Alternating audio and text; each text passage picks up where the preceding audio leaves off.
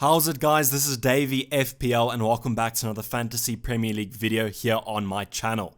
Now, coming off the back of Game Week 2, I hope you guys have had a successful game week, but I know that there's not been that many points as the average is quite low right now, and a lot of people have been asking me to make this video. So this is going to be my wild card draft video. We're going to be going over two drafts like we did in preseason whenever we covered a draft. One is going to be the safer option, and the second one is going to be a little bit more of a daring option for those of you who want to go that route.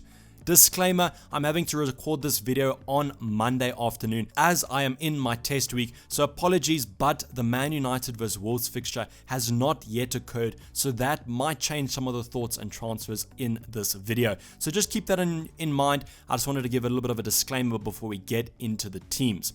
I also wanted to say that for those of you who have used the wildcard, this will be perfectly suited for you, but for those of you who have not hit that wildcard chip and activated it yet, this video might also be good for you as it will go over some of the transfer options for the upcoming game weeks. But without further ado, sit back, relax, and let's get into it. So with the wildcard, I wanted to give you guys some tips about preparing with an early wildcard for the season.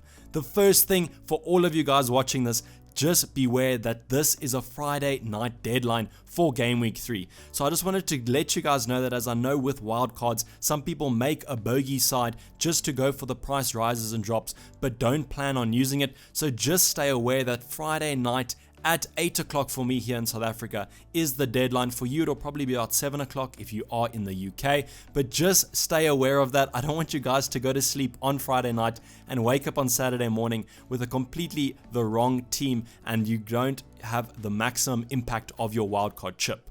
So the second tip I wanted to say, with your wildcard, the biggest thing is kind of hyping your team up with team value. So watch for those price rises and drops for your favorite players. So what I'm saying here is, imagine you have Salah in your team and then he's going to drop in price. I would transfer him out. Even if you want Salah for the upcoming game week, just transfer him out. He'll drop by 0.1 mil. You transfer him back in the next day and boom, 0.1 mil in the bank for you to play with. Price rises work similarly, but I would kind of go for players that are rising in price and then just keep them in your side, even if you're not going to be playing them for the upcoming game week and in your wildcard team, just so that if you are enticed by them and you might consider them later on in the week, at least you've got the price rise.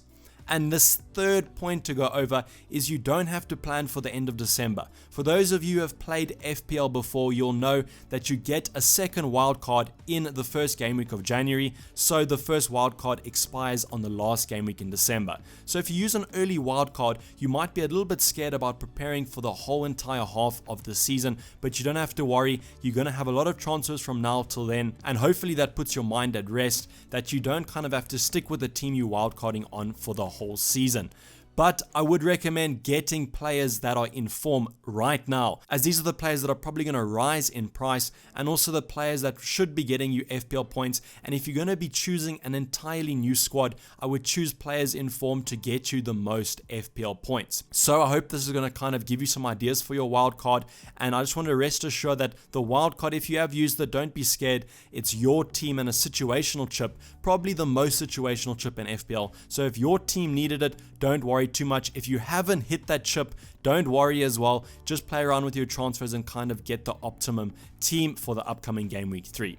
Let's get into our first draft. So this draft is going to be the safe draft, inverted commas. These are good options to go for and should be getting you some FPL points. There's not too many differentials in this team, but we have a lot of players that are currently in good form. And the nice thing about this team is you can easily chop and change one or two of the players to fit your liking. So to get into the goalkeepers, I haven't really put a lot of effort into this goalkeeper pairing. You can go for whatever 4.5 option you want to.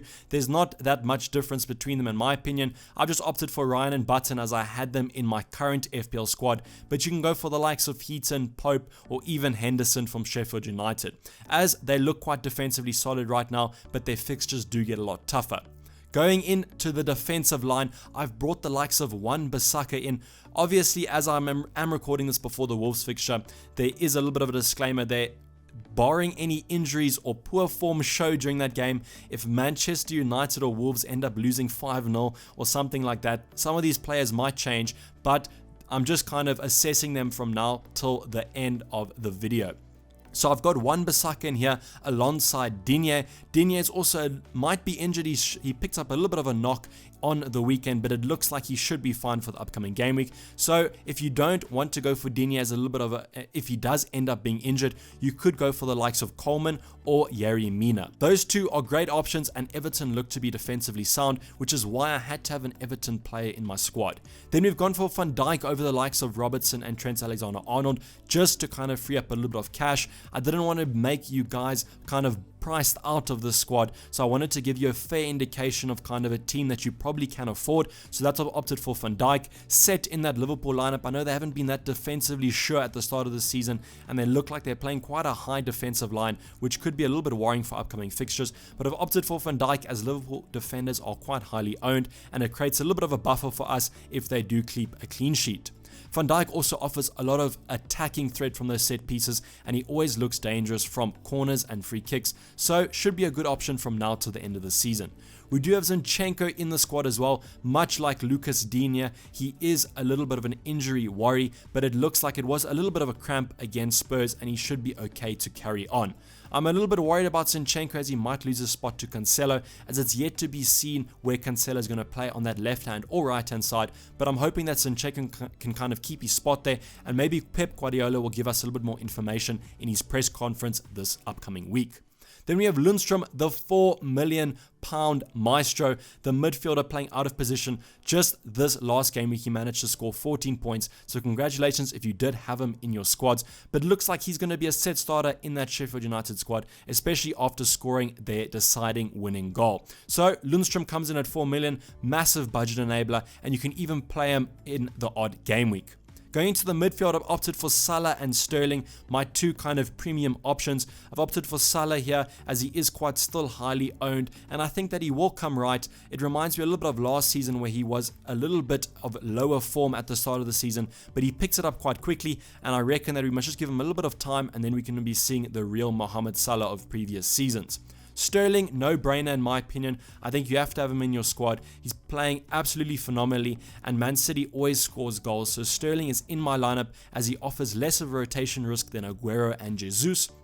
And then coming in to complement him is Kevin De Bruyne, who looks in remarkable form as well. He looks at his best that he has been in previous seasons, and barring if he can stay injury-free, I think he's going to have a great season ahead of him. So I've gone for the Man City double-up as their fixtures do become quite nice now, and they should be scoring tons of goals. And De Bruyne seems to be on the end of things. If he's not scoring, he's assisting, so I'm hoping he can keep up that form going into the upcoming fixtures. Then we've gone for Martial from Man United. He comes in as a cheap alternative to Marcus Rashford at 7.6 million. A little bit annoying that he did have a price rise, but I think that he's going to be playing a great season ahead of him, playing in that 9 spot, so a little bit of out of position there, but we should be expecting a lot of goals from him, and I hope that Manchester United can continue that form going into the upcoming games. We're going to see how he performs tonight against Wolves, and that'll probably be a decider as to have him in your squad or go for someone like the likes of Marcus Rashford if you can afford him.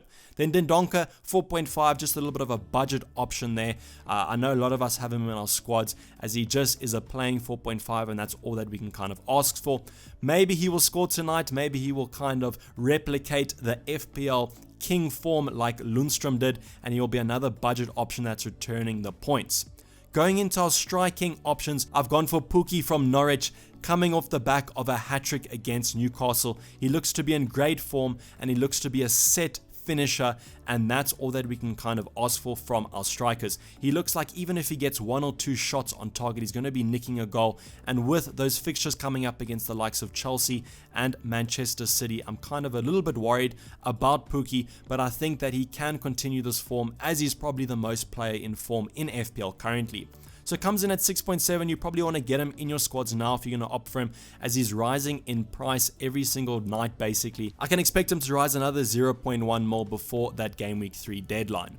Then going on to Ashley Barnes from Burnley, another player in form. He's scoring a ton of goals. I know Burnley don't have the best fixtures, but it looks like he can score against anyone, much like Pukki. And the thing is, with the squad, you've got quite a lot of rotation, so you can bench Barnes if you feel that he has a tough fixture. Comes in at 6.6, also had another price rise, so just keep your eye on it if you kind of want to put him in your squads. And then Greenwood just comes in at a 4.5. Looks like he should be getting a couple minutes for that Manchester United squad, but I'm not really expecting that much from him, and he'll probably be on the bench in that third bench slot most game weeks. So this was kind of the safer option. Tell me what you think about it down below in the comments.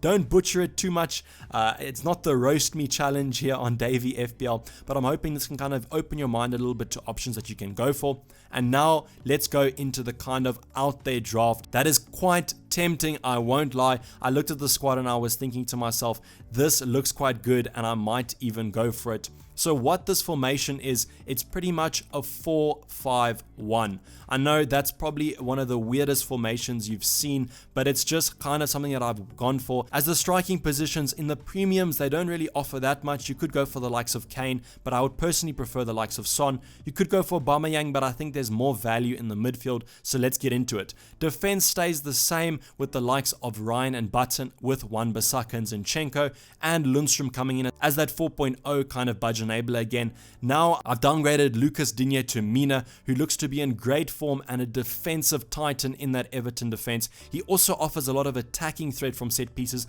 much like Van Dijk, but he just comes in at 1 more cheaper. Then in that last defensive spot, I've just opted for Lowton at 4.5. I could actually afford a 5.2 defender. Another thing to note is that you can opt for another 5.2, but I just opted for 4.5, as you guys can kind of adjust your budgets however you want. 4.5, Burnley look to be picking up a little bit of defensive form, but as I said, you can go for anyone you want here, much like your keepers, for example. But I've just opted for Lowton as he looks nailed in that Burnley lineup. And then the big one, I've downgraded Mohamed Salah to Mane. Mane just looks in great form, and it's almost, if you want to kind of take a differential punt, I would go for Sadio Mane over the likes of Mohamed Salah. He's owned by a lot less players, especially in that like kind of top 1k mark. I know the top 1k doesn't mean a lot now because it's just the start of FPL, but just something to keep your eye on throughout the season. But Mane looks to be in great form, arguably better form than Mohamed Salah, scoring a lot more goals, and hopefully he can keep up this form and kind of compete with Mohamed Salah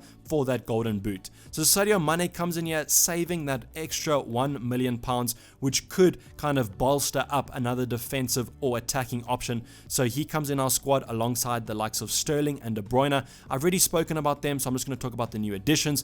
I brought in Heung-min Son, as he is just a better FPL option than Harry Kane in my opinion, and he comes in a lot cheaper. Having served his suspension over the first 2 game weeks, he's going to come in fresh and raring to go against Newcastle, and I can back him to get an attacking return. Son is just one of my favorite FPL options, as he's just quite a selfish player, not in a bad way. In FPL, selfish is a good thing, so Son comes in our squad alongside Martial. And then up front, we gone for Wickham and Greenwood as our kind of 2 cheap budget enablers alongside Pookie, who I've already spoken about. So this side is very differential. Son and Mane are quite low owned, and the likes of Sterling and De Bruyne offer you that set attacking threat, and hopefully Martial can kind of attribute to this mega midfield we've kind of gone for.